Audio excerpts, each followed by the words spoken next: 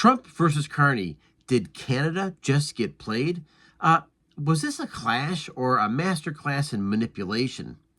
Because the bottom line is, I know our audience is sharp, and I've got a wide audience inside the UK, inside Canada, and inside the United States, and you have real-world sector experiences from newspapers to things like filmmaking to, yes, even wood. So with that, I'm really super curious what you're seeing, what you're hearing, and what you know that's happening right before our eyes, because your inside knowledge really helps out a ton. And make sure you're commenting below, and let's continue this. So why this meeting shocked viewers? Mark Carney was elected as the anti-Trump candidate, but when he arrived in D.C., he fist-bumped Trump and walked back previous criticisms, which is an interesting place to start this meeting, right? Viewers across Canada and even the U.S. were kind of outraged, in part because of Trump and his rhetoric.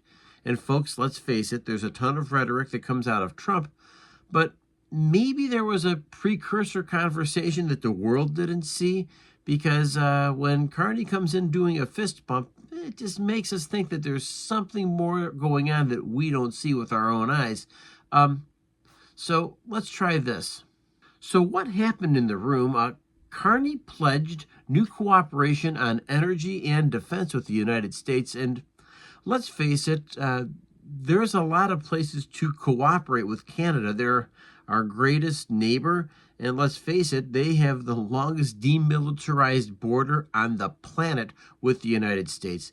They have much more territory than the United States as well. And, you know, their territory ranges up to the Arctic. And with the Arctic, there's an awful lot of land to cover. And we know that China and Russia are engaged with all types of stuff going on in the Arctic. So we need Canada stepping up to secure ourselves, our countries together, because at the end of the day, we're in this together, believe it or not. Also, Trump hinted at reworking trade terms once again, which I think is a step in the right direction. And I know that I've gotten a lot of comments from the folks in Canada, whether it's been manufacturing and some people in the film industry.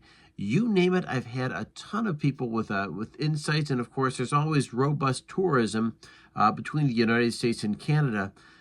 We do know that there's been multiple private calls reported, press conferences a little bit more downplayed, but we know there's a lot of action taking place between the two countries behind the scenes.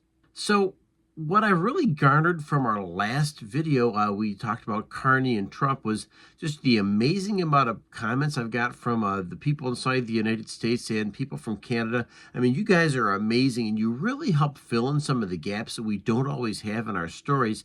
And I can share a couple of thoughts here, which I thought were really kind of interesting. According to Dollar in Hand, this whole election was pure interference by the United States, and some rhetoric between Carney and Trump, maybe a predisposition as to who Trump really wanted to work with. Just a thought. Carney, all talk, wake up. That was according to John Williams, 5731. And this is like Putin, Ukraine, like this diplomacy. And that's really not a great place to do business from, right? Who wants the United States compared to that? And that was from Mark Gordeau. So with the three comments here, you really do kind of give some perspective here that we typically would not have on this channel. And I've heard of other people, once again, from newspaper people to film creators, and all your stuff really does matter. So keep those comments rolling on, okay? And once again, hit the like, hit the subscribe so you can help me feed Charlie as well. And that dog is constantly hungry, and YouTube loves the likes and subscribes. So thank you for being patient with me. Let's continue. So what you might find really intriguing about this story is the Greenland connection.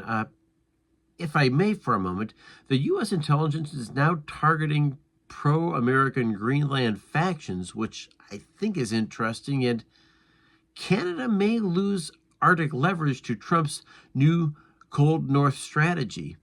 And with that, Could this really shift NATO's Arctic policy and control over rare minerals? It's something to take a look at and something to maybe chew on, because what we see on the surface isn't always what's going on behind the scenes, and the insights, the stories, and maybe the real story is at work here. It's almost like magic happening before our eyes. And if I could use this, let's face it, there's all types of optical illusions, just like a magician waving his wand, the dice man going ahead and throwing the dice. You never know if there's some kind of a manipulation going on behind the scenes that we just don't see or we're not aware of. According to the Globe and Mail, I told what you wanted to hear. Reality is different. That's Mark Carney in a press scrum with one of the media's sources from Canada. Kind of a crazy thought if you think about it, right? So, in closing, was Carney weak or just playing long-term strategy on the best interests of the Canadian people, or maybe best interest with the United States, because our two nations are very, very intertwined in practically everything? And once again, if you have a comment here, make sure you let me know if you think Canada got played, or was this chess, not checkers? You tell me, and I will see you in the next video. Remember, the biggest battle we fight is the one between our ears. Stay healthy and celebrate your victories every day, and I'll see you next video. Thank you for your time.